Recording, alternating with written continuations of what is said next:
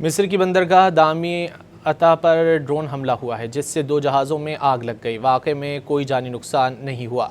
बरतानवी बहरी security company के मुताबिक हमले में एक अमरीकी गैस स्टोरेज टैंकर को निशाना बनाया गया। इंचार्ज शिपिंग सर्विसेज के मुताबिक बंदरगाह पर धमाके से एक टगबोट और गैस स्टोरेज शिप को नुकसान पहुंचा।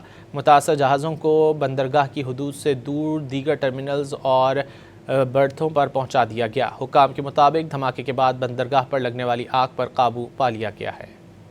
मिस्र की बंदरगाह दामी अता पर ड्रोन हमला हुआ है, जिससे 2 जहाज़ों में आग लग गई। वाक़े में कोई जानी नुकसान नहीं हुआ। बरतानवी बहरी सिक्योरिटी कंपनी के मुताबिक हमले में एक अमरीकी गैस स्टोरेज टैंकर को निशाना बनाया गया। इंचार्ज शिपिंग सर्विसेज के मुताबिक बंदरगाह पर धमाके से एक टगबोट और गैस स्टोरेज शिप को नुकसान पहुंचा। मुतासर जहाज़ों को बंदरगाह की हदूद से दूर दीगर टर्मिनल्स और बर्थों पर पहुंचा दिया गया। हुक्काम के मुताबिक धमाके के बाद बंदरगाह पर लगने वाली आग पर काबू पा लिया गया है।